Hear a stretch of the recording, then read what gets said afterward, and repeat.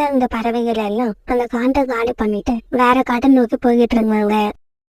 அதுக்கு காரணம் அந்த காட்டுல இப்ப புதுசா நிறைய கழுகுகள் வந்து அங்க இருந்த பறவைகளையும் பறவை குழந்தைகளையும் வேட்டையாடி தூக்கிட்டு போக ஆரம்பிச்சிருந்தாங்க. இதனால என்ன செய்யறதுன்னு தெரியாத பறவைகள் எல்லாரும் இந்த காட்டை காலி பண்ணிட்டு வேற காட்டை தேடி போக ஆரம்பிச்சாங்க. ராணா குருவி, சோனா குருவி, கொக்கு இவங்க 3 பேரும் அந்த காட்டை விட்டு கிளம்பி தயாராயிட்டாங்க. மூட்டை முடிச்சுகளோட கிளம்புன இவங்க எந்த பக்கம் போறதுன்னு ஒரு மரத்தோட கிளையில உட்கார்ந்து யோசிச்சுக்கிட்டு இருந்தாங்க. கொக்குவோட அப்பா, எனக்கு என்னவோ இந்த காட்டை விட்டு வேற காட்டுக்கு போக மனசே இல்ல. சோனா, நான் மட்டும் என்ன ஆசைப்பட்டா கிளம்புறேன். நம்ம குடும்பத்துல யாரையும் உயிரோட இழக்க நான் விரும்பல. அதனாலதான் நாம இப்ப இந்த காட்டை விட்டு கிளம்ப வேண்டியிருக்கு. அப்பா, நாம இப்ப எந்த காட்டுக்கு போக போறோம்? கடற்கரைக்கும் பக்கத்துல உள்ள காட்டுல இப்ப கிளைமேட் நல்லா இருக்குன்னு கேள்விப்பட்டேன். அதனால நாம இப்ப அந்த காட்டுக்கு தான் போக போறோம். இப்படி பேசிக்கிட்ட இவங்க 3 பேரும் பிறகு அங்கிருந்து கிளம்பி கடற்கரைக்கும் பக்கத்துல உள்ள காட்டை நோக்கி பறக்க ஆரம்பிச்சாங்க. இப்படி பறந்து போனவங்க ரொம்ப தூரம் பறந்து போயிட்டாங்க. கொக்கு முதல் முறையா நீண்ட தூரம் பறக்கிற ஆசையில ஆரம்பத்துல வேகமா பறக்க ஆரம்பிச்சான். பிறகு நேரமாக கொக்குவோட வேகம் குறைஞ்சி மெதுவா பறந்து போனான். அவனுக்கு பசி ஏற எடுத்துருச்சு. அம்மா, எனக்கு பசிக்குது, சாப்பிட ஏதாவது கொடுங்க. கொக்கு இப்படி சொன்ன உடனே பறந்து போன 3 பேரும் ஒரு நதிக்கரையில இறங்கினாங்க. சோனா குருவி தான் கட்டிக்கிட்டு போயிருந்த சாப்பாட்டை எடுத்து கொடுக்க 3 பேரும் அங்க உட்காந்து சாப்பிட்டு நதியில உடனே குளுமையான தண்ணீரை குடிச்சாங்க. பிறகு கொஞ்ச நேரம் அங்கேயே உட்காந்து ஓய்வு எடுத்தாங்க. மறுபடியும் அங்க இருந்து பறக்க ஆரம்பிச்சாங்க. இப்படி மறுபடியும் பறக்க ஆரம்பிச்ச இவங்க ரொம்ப நேரம் பறந்து போனதுக்கு அப்புறம் கடற்கரைக்கு பக்கத்துல உள்ள காடு வந்துருச்சு. அந்த காட்டை பார்த்ததும் ராணா குருவும் சோனா குருவியும் ரொம்ப சந்தோஷமானாங்க. ஆனா இவங்க அந்த காட்டை போய் சேர ராத்திரி ஆயிடுச்சு. இந்த ராத்திரி நேரத்துல அந்த காட்டுல உள்ள எல்லா பறவைகளும் தூங்கிட்டு இருந்தாங்க. அம்மா, எந்த இடம் இது? நான் இதுக்கு முன்னாடி இந்த இடத்துக்கு வந்ததே இல்ல. கொக்கு, இதான் கடற்கரைக்கும் பக்கத்துல உள்ள காடு. இந்த காட்டுல உள்ள பறவைகள் எல்லாம் ரொம்ப நல்லவங்கன்னு கேள்விப்பட்டிருக்கேன். கஷ்டப்படுற எல்லா பறவைகளுக்கும் உதவி பண்ணுவாங்களாம். சோனா, இப்ப ராத்திரியே ஆயிடுச்சு. அதனால நாம இப்ப யார்கிட்டயாவது உதவி கேட்டுதான் ஆகணும். கொக்குவோட அப்பா, அங்க பாருங்க, அங்க ஒரு வீடு இருக்கு. வாங்க அங்க போய் அந்த வீட்டுல உள்ளவங்க கிட்ட உதவி கேட்டு பாப்போம். அம்மா, அந்த வீட்ல உள்ளவங்க நமக்கு உதவி செய்வாங்களா? கொக்கு, அந்த வீட்டுல உள்ளவங்க கிட்ட போய் பேசி பார்த்ததுக்கு அப்புறம் தான் அவங்க உதவி செய்வாங்களா செய்ய மாட்டாங்களான்னு தெரியும். இப்படி பேசிக்கிட்ட 3 பேரும் பிறகு அந்த வீட்டை நோக்கி பறந்து போனாங்க. இப்படி போனவங்க அந்த வீட்டு வாசல் கதவை தட்ட ஆரம்பிச்சாங்க. இந்த சத்தத்தை கேட்டதும் வீட்டுக்குள்ள தூங்கிட்டு இருந்த ரீட்டா கிழக்கி தூக்கம் கலைஞ்சு போயிடுச்சு. யாரு இந்த நேரத்துல கதவு தட்டுறது? யாரு? நாங்க ஒரு குருவி குடும்பம். மலை பக்கம் உள்ள காட்டுல இருந்து இந்த காட்டுக்கு புதுசா வந்திருக்கோம். இந்த ராத்திரியில தங்கறதுக்கு இடம் இல்லாம நாங்க ரொம்ப கஷ்டப்படுறோம். இன்னைக்கு ராத்திரி உங்க வீட்டுல தங்க இடம் கொடுத்தீங்கன்னா உங்களுக்கு ரொம்ப புண்ணியமா போகும். இங்க பாருங்க, நான் இப்ப இருக்கிற நிலைமையில உங்களுக்கு உதவி பண்ண முடியாது. பிளீஸ், தயவு செய்து கொஞ்சம் கதவு திறந்து விடுங்க. இன்னைக்கு ராத்திரி மட்டும் தங்கிட்டு காலையில நாங்க வேற இடம் பாத்துக்கிறோம். சோனா குருவி இப்படி சொன்ன உடனே ரீட்டா கிளி கதவை திறந்துகிட்டு வெளியே வந்தது. நான் சொல்றத புரிஞ்சுக்கோங்க. உங்களை இப்ப நான் எங்க வீட்டுல தங்க வச்சேன்னா எதிர் வீட்டுல உள்ள கோரிக்காகவும் அது கனவோட எங்க கூட வந்து சண்டை போடுவாங்க. எங்களை உங்க வீட்டுல தங்க வச்சா அவங்க ஏன் உங்ககிட்ட சண்டை போட போறாங்க? அந்த காகங்கள் 2 பேரும் இந்த காட்டுல ரொம்ப காலமா வாழ்ந்து வராங்க. இப்ப இந்த காட்டுல பறவைகளுக்கு உணவு பற்றாக்குறை இருக்கு. அப்புறம் இப்ப கொஞ்ச நாளா மழையும் பெய்யல. அதனால அந்த காகங்கள் 2 பேரும் இந்த காட்டுல புதுசா வர பறவைகள் யாரையுமே அனுமதிக்கிறது இல்ல. அவங்க கிட்ட அனுமதி வாங்காம நாங்க யாரையாவது எங்க வீட்டுல தங்க வச்சா இந்த காட்டை விட்டு எங்களையும் வெளியில போக சொல்லிடுவாங்க. அம்மா, நீங்க என்னமோ இந்த காட்டுல உள்ள பறவைகள் எல்லாம் நல்ல பறவைகள், மற்றவங்களுக்கு உதவி பண்ணுவாங்கன்னு சொன்னீங்க. கொக்கு, கொஞ்ச நேரம் பேசாம இரு. கொக்குவோட அப்பா, வாங்க நம்ம அந்த காகங்கள் வீட்டுக்கு போய் இந்த காட்டுல தங்குறதுக்கு அவங்க கிட்டயே அனுமதி கேட்டு பார்க்கலாம். பிறகு இவங்க 3 பேரும் காகங்கள் வீட்டை நோக்கி பறந்து போனாங்க. இப்படி காகங்கள் வீட்டுக்கு போன இவங்க வாசல் கதவை தட்ட ஆரம்பிச்சாங்க. கோரி, இந்த நேரத்துல வாசல் கதவை தட்டுறது யாரா இருக்கும்? யாரா இருந்தா என்ன, இந்த நேரத்துல வாசல் கதவை தட்டுறாங்கன்னா யாரும் உதவி கேட்டு வந்திருக்காங்கன்னு தான் அர்த்தம். உடனே காலுக்காகவும் குறிக்காகவும் கதவை திறந்துகிட்டு வெளியே வந்தாங்க. நீங்க எல்லாம் யாரு? எதுக்காக இந்த ராத்திரியில இங்க வந்திருக்கீங்க? நாங்க 3 பேரும் மலை பக்கம் உள்ள காட்டுல இருந்து வரோம். எங்க காட்டுல இப்ப கொஞ்ச நாளா கழுகோட தொல்லை அதிகம் ஆயிடுச்சு. கழுகுகள் கிட்ட இருந்து தப்பிக்க எல்லா பறவைகளும் வேற வேற காட்டை நோக்கி பறந்து போயிட்டாங்க. எங்க போறதுன்னு தெரியாத நாங்க இந்த காட்டுக்கு வந்திருக்கோம். மத்த பறவைகள் போன மாதிரி நீங்களும் வேற காட்டை தேடி போக வேண்டியதுதானே? எதுக்காக எங்க காட்டை தேடி வந்தீங்க? ஏற்கனவே இங்க உள்ள பறவைகள் எல்லாம் உணவு கிடைக்காம திண்டாடிக்கிட்டு இருக்காங்க. இங்க பாருங்க, நீங்க நினைக்கிற மாதிரி இந்த காட்டுல உங்களுக்கு யாரும் உதவி செய்ய மாட்டாங்க. இந்த காட்டை விட்டு இப்பவே போயிடுங்க. அறிமுகம் இல்லாத புது பறவைகளுக்கு இந்த காட்டுல யாரும் இடம் கொடுக்க கூடாதுன்னு நான் தான் எல்லா பறவைகளுக்கும் உத்தரவு போட்டு இருக்கேன்.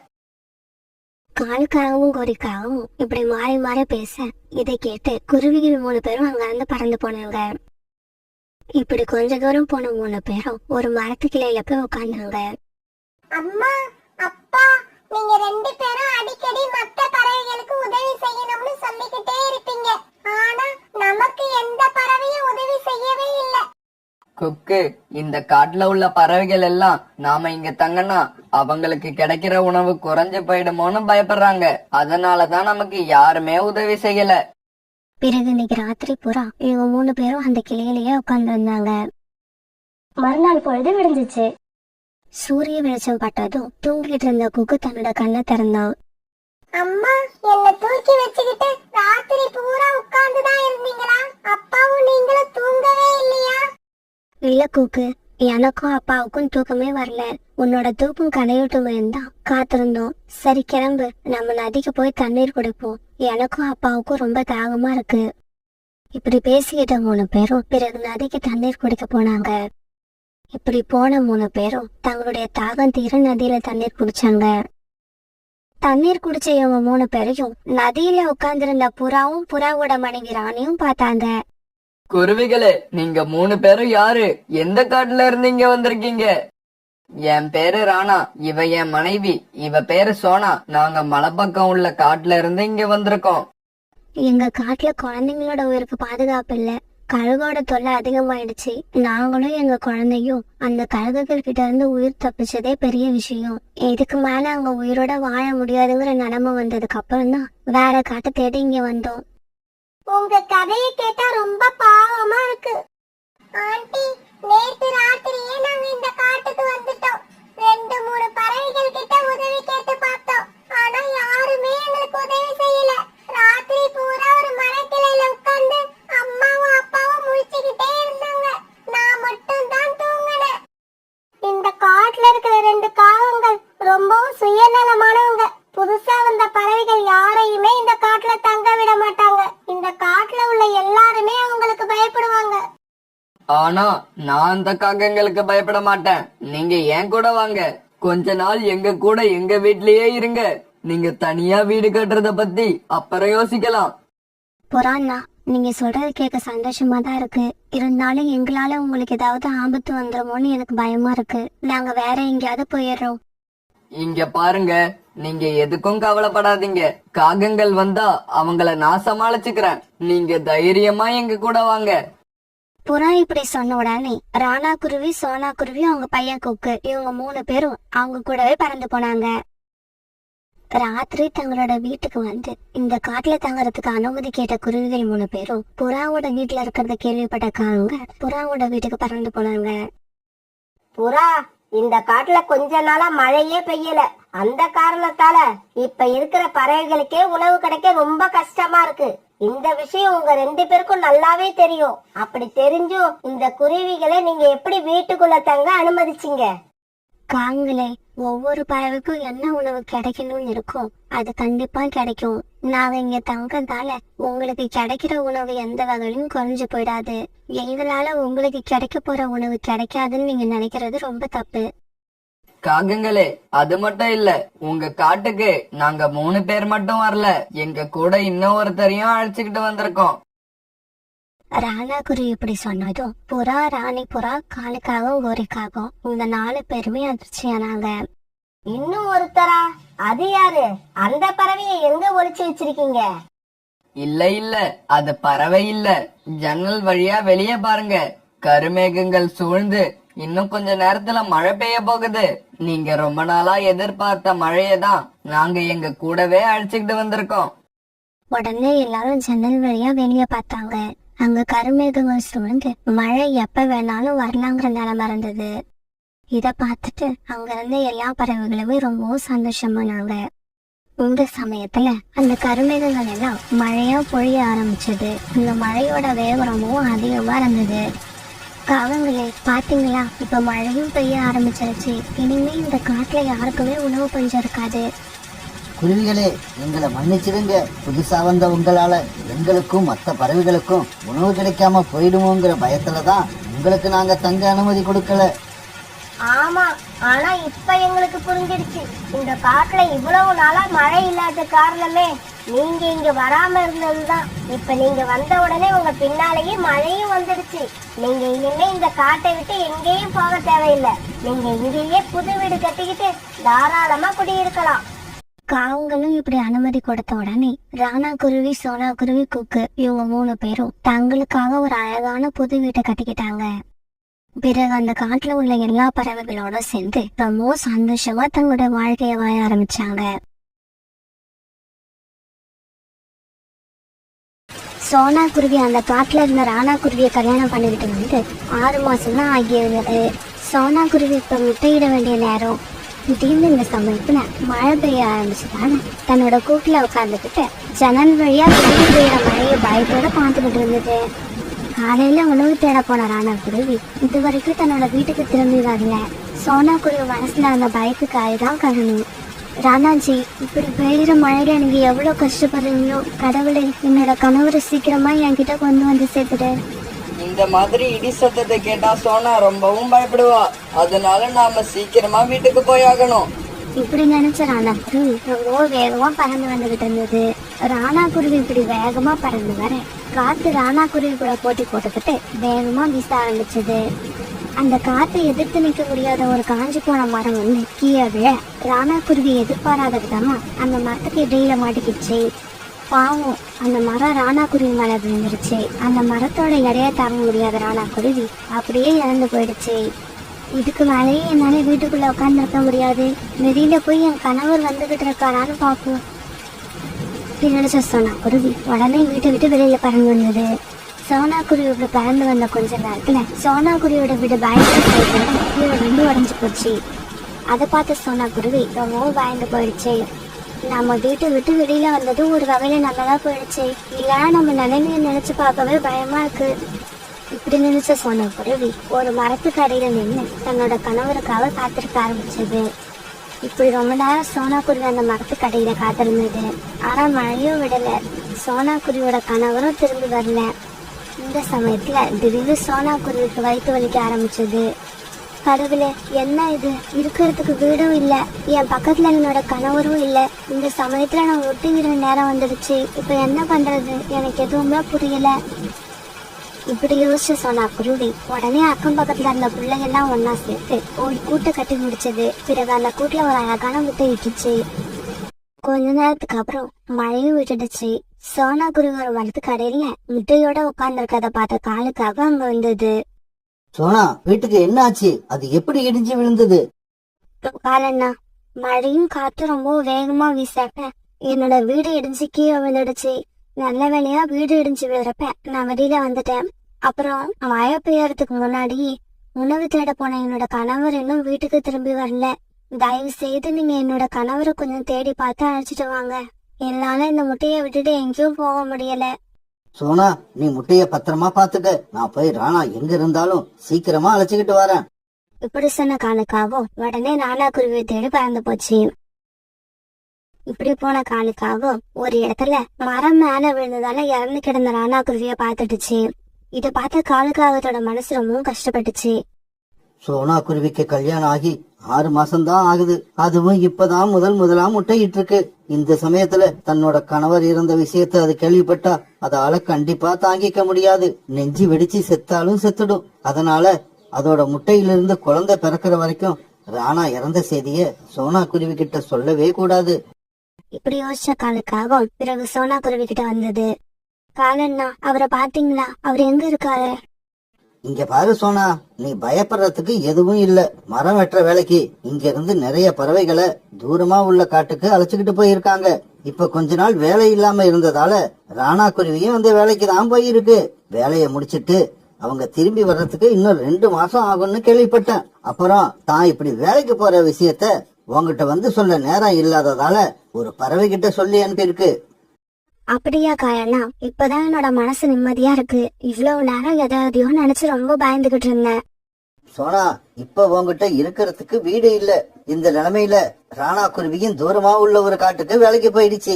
நீ ஒண்ணு பண்ணு, உன்னோட முட்டைய எடுத்துக்கிட்டு என்னோட வீட்டுக்கு வா. ராணா குருவி திரும்பி வர்ற வரைக்கும் எங்க வீட்லயே இரு. இப்படி சொன்ன காலுக்காக பிறகு தன்னுடைய வீட்டுக்கு பறந்து போச்சு. காலுஜி, எதுக்காக இந்த குருவி நம்ம வீட்டுக்கு வந்திருக்கு? கோரி, முதல்ல உள்ள போக வழி விடு. உன் கேள்விக்கு உள்ள வந்து பதில் சொல்றான்.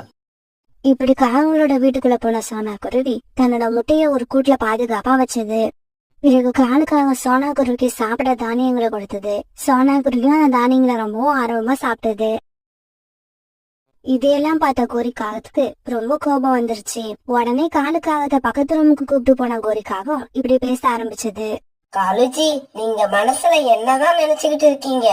இங்க பாரு கோரி, நான் சொல்றத கொஞ்சம் பொறுமையா கேளு. இப்படி ஆரம்பிச்ச காலுக்காக நடந்தது எல்லாத்தையும் கோரிக்காகத்துக்கு பொறுமையா எடுத்து சொல்லுச்சு. நீ ஏன் சொல்லு.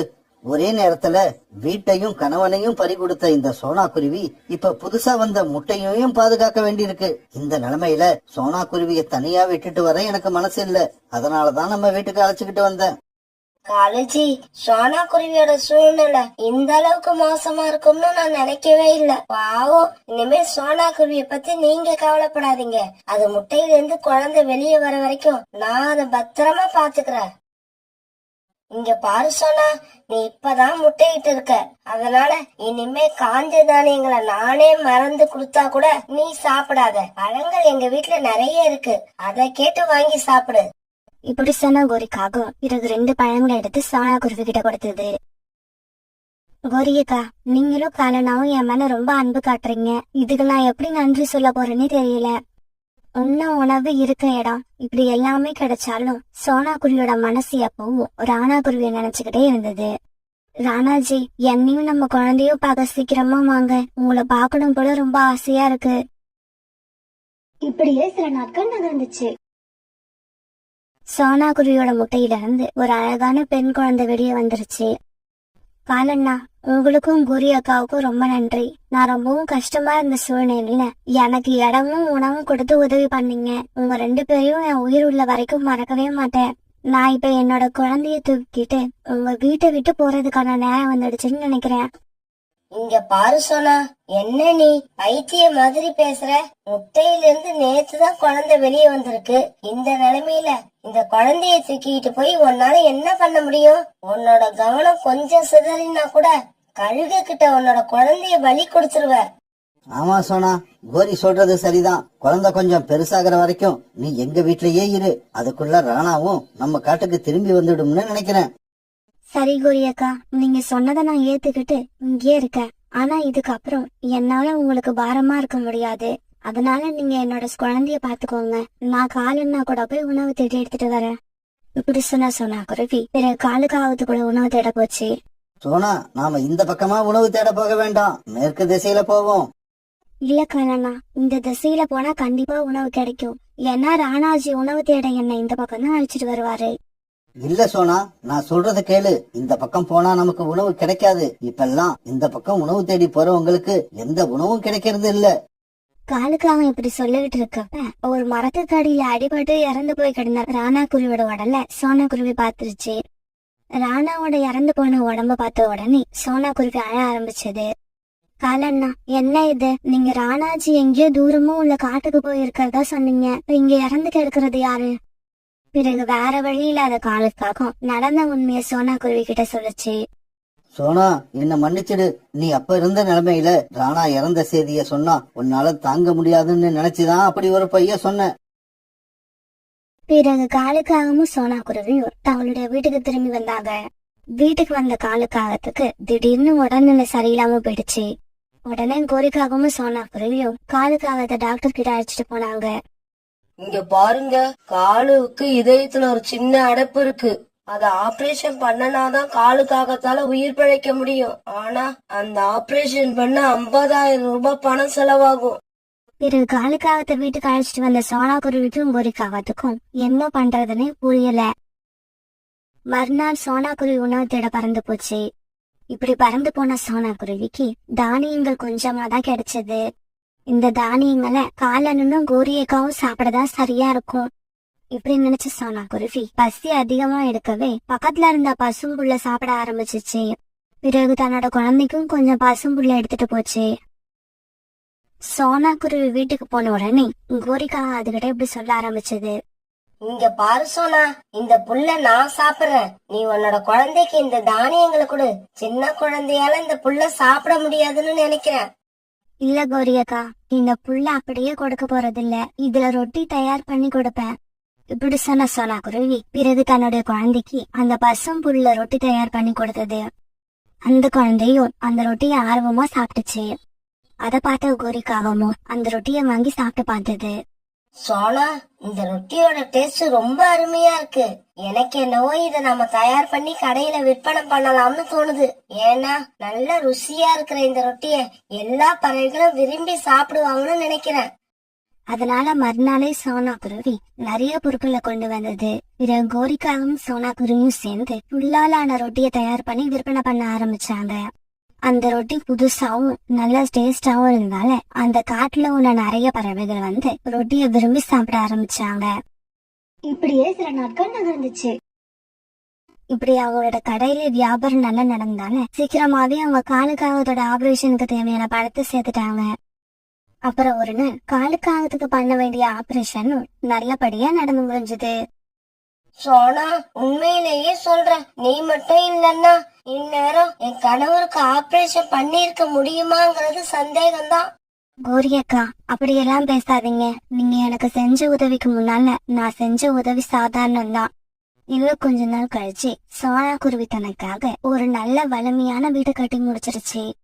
பிறகு சோனா குருவி காலுக்காவும் கோரிக்காவும் இவங்க 3 பேரும் சேர்ந்து அந்த காட்டுல ரொம்ப காலத்துக்கு சந்தோஷமா வாழ்ந்து வந்தாங்க.